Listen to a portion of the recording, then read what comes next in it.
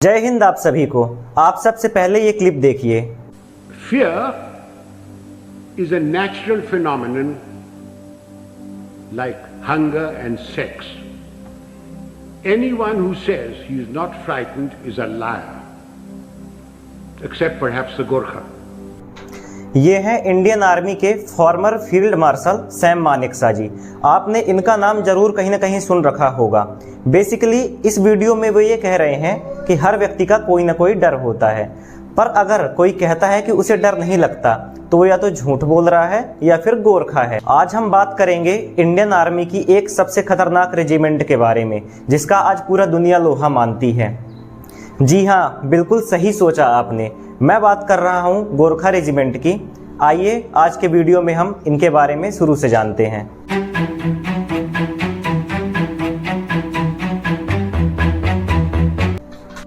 Gorkha regiment में जो mostly सैनिक आते हैं वे आते हैं नेपाल देश से, पर अग्निपथ स्कीम आने के बाद नेपाल सरकार ने अपने देश से नागरिकों को भेजना बंद कर दिया।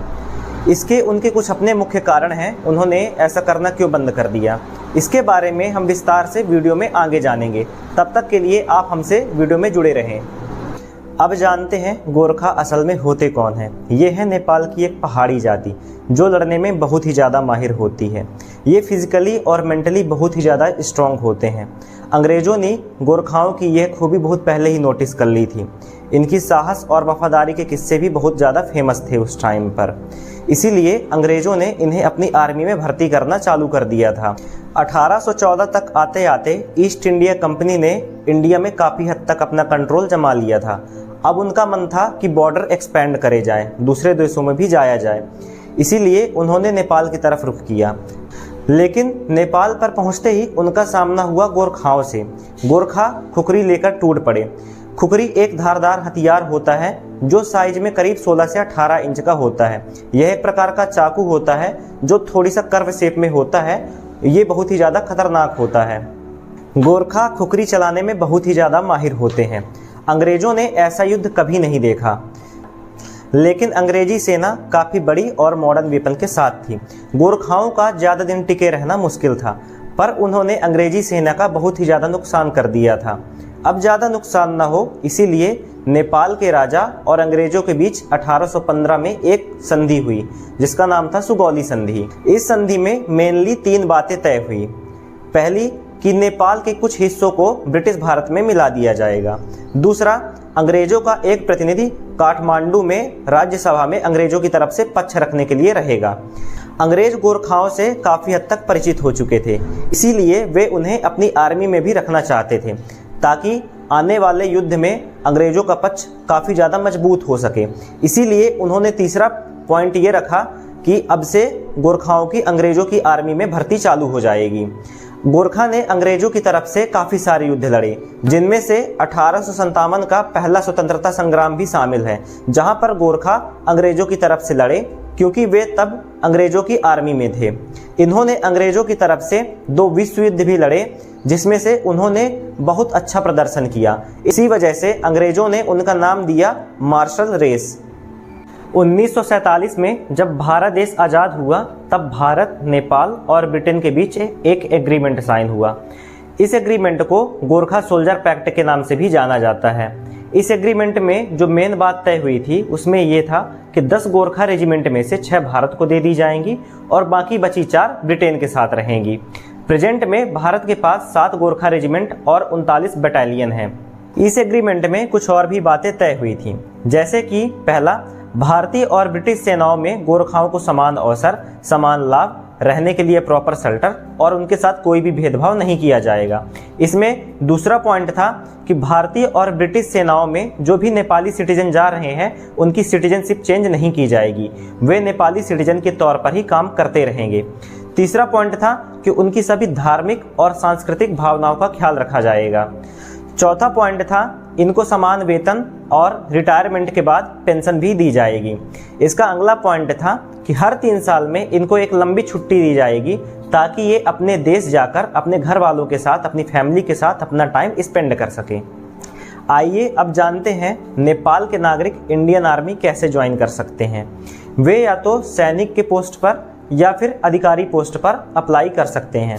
अधिकारी पोस्ट पर अप्लाई करने के लिए उन्हें नेशनल डिफेंस एकेडमी, जिसे हम एनडीए के नाम से जानते हैं, और कंबाइंड डिफेंस सर्विस, जिसे हम सीडीएस के नाम से जानते हैं, इनका एग्ज़ाम देकर डायरेक्ट ऑफिसर रैंक पर जा सकते हैं। आज़ादी के बाद पाकिस्तान ने बहुत कोशिश करी कि गोरखा पाकिस्तान के साथ चले जाएं, पर नेपाल सरकार ने इसके लिए साफ मना कर दिया। 1962 में जब भारत की चीन के साथ लड़ाई हुई, तब गोरखाओं ने बहुत बढ़ चढ़ कर हिस्सा लिया और बहुत ही कुशलता के साथ लड़े। चीन ने यहाँ पर गोरखाओं को नोटिस कर लिया और वे उसे अपने साथ मिलाने की कोशिश करने लगे। उन्होंने नेपाल सरकार से इसके लिए बात करी, पर नेपाल सरकार ने यहाँ भी उन्हें साफ मना कर दिया।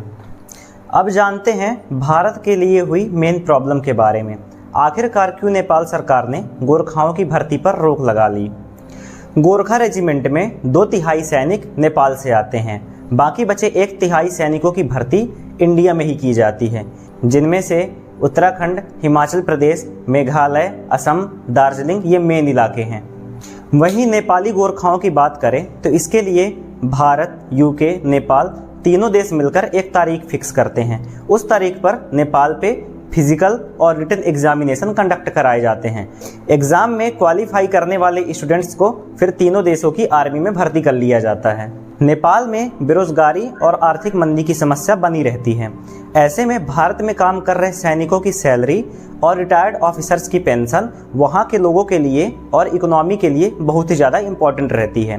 पर अग्निपथ स्कीम आने के बाद 4 साल के लिए नागरिकों को या स्टूडेंट्स को भर्ती कर लिया जाता है, जिन्हें अग्निवीर कहा जाता है। उसके बाद उन्हें 4 साल की ट्रेनिंग दी जाती है। ट्रेनिंग के बाद उनमें से 25% अग्निवीरों को सिलेक्ट कर लिया जाता है। बाकी बचे अग्निवीरों को उनके घर भेज दिया जाता है। घर जाने के बाद मुख्यतः जितने भी बचे हुए अग्निवीर होते हैं उनके पास कोई काम धंधा नहीं होता है, जिसकी वजह से वे बेरोजगार रह जाते हैं। नेपाल सरकार को इसकी सबसे बड़ी चिंता लगी रहती है। इसीलिए नेपाल सरकार को अग्निपथ स्कीम से बहुत बड़ा झटका लगा है। उन्हें चिंता सताती रहती है कि अग्निवीर बनने के बाद जो सिलेक्ट हो गए उनका तो ठीक है, लेकिन जिनका सिलेक्शन नहीं हुआ वे बेरोजगार रह जाएंगे, वे कुछ कर नहीं पाएंगे। वहीं दूसरी तरफ उन्हें इस बात की भी चिंता रहती है कि कहीं वे अपना पेट पालने के लिए किसी टेररिस्ट संगठन से ना जुड़ जाएं। नेपाल के कुछ पॉलिटिशियंस का ये भी कहना है कि आखिरकार हमारे देश के सिटीजन्स किसी और देश के लिए आर्मी में क्यों रहें, क्यों उस देश की सेवा करें।